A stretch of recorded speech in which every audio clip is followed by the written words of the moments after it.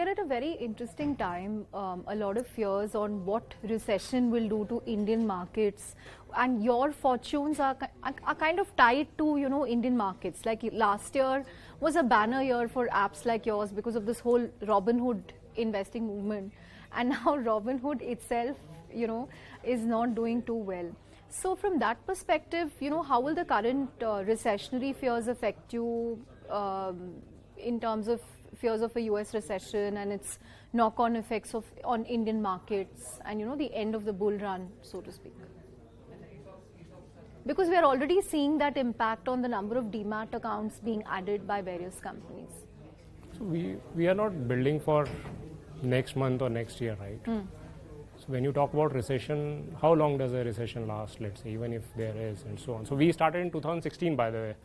2015 was a time when we were going through hyper-funding phase. Do you remember?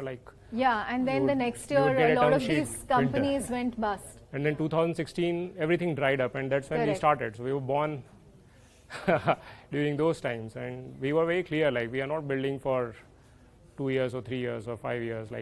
We want to build an enduring company, and enduring company bana rahe ho. So if you're building that, there will be multiple recessions and multiple bull markets and bear market. But what impact has it had on you? Because first-time users will get nervous, right? Or aapke 3/4 first-time users hai. Like the people who are habitual traders, be it a bull market, bear market, we are not they a will trading kind company, of. right? We are not a trade. We are not a trading app, right? We are building a full-fledged financial services company. इसमें SIPs भी है, and there are stocks also. It's a bit counterintuitive that the first time investors SIP inflows have been will react to the industry. SIP inflows have been strong. I agree. No, not just SIP. I'm saying it's contrary to the very general thought that the first time investors will get nervous on the volatile market. But what we've observed is that these first time investors have not come out of a FOMO or out of just an ad that they've seen. There's a big bill and they offer that everybody invest will make money in next 1 week. They don't come like that. They spend hours in listening and watching videos, reading content. They made up the mind on their own. These are all pull based, right? So the resilience and the acceptance of volatility and the way to react on these situations is far more. Lalit, we spoke to Zerodha's founder Nitin Kamath recently, one of your so-called rivals, I don't know, one of the companies you compete with, and he said that India's actual fintech user base is 10 to 15 crore, and there are some other founders who would argue that it is just 7 to 8 crore, which is 75 to 80 million, because beyond the first 100 million, 200 million per capita income drops in India.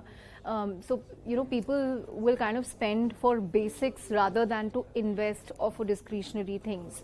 What do you think is the actual size of India's fintech market? How many users can Groww aspire to have? Right now you have 20 million, but how many can you technically aspire to have? See, Chandra, so the way I look at it is this way. I mean, I don't have any comment, by the way, on what. I mean, a lot of respect for all the good folks out there. But the way, slightly different opinion, but that's how startups are born, right? So look at this, in India is 1.4 billion people, 300 to 400 million middle class, lower middle class put together. Can they do 100 rupees SIP per month? Do you think they can do 100? So I think if you can just provide them, and to serve them, you don't need to spend a lot of money, right? If you're a tech company, right? Out of those 300 to 400, there are 100 million, 200 million people who can invest more, who can not just invest, buy financial products. See, we are not just an investing company, as I said, right? We are a financial services company. People in India would need financial services, right? It's like the basic need for you, like roti, kapda, makan, financial services ke bina kuch bhi nahi ho sakta. So there will be multiple billion-dollar companies that will emerge out, and look at HDFC market cap is what, 200 billion, 100. वो भी India में ही सर्व कर रही है ना, वो US में थोड़ी ना सर्व कर रही है. Bajaj finance is $60 billion company. HDFC का हाउसिंग फाइनेंस बैंक के जो अब मर्ज हो जाएगा, that is probably like 80, I don't remember the market cap, sorry I am bad with numbers, but the point is India financial services 30-40% of the Nifty 50. वो India को नहीं सर्व कर रहे हैं क्या, वो किसको कर रहे हैं? And like you need to take small share out of it and you become like a $10 billion, $20 billion company, and eventually $100 billion company when the time will, when India's economy will be, let's say, we are talking about $5 trillion economy in 2028 or 20, I don't remember, again, bad with numbers, but we'll become a $100 billion company, so we'll take a share of it and become 100.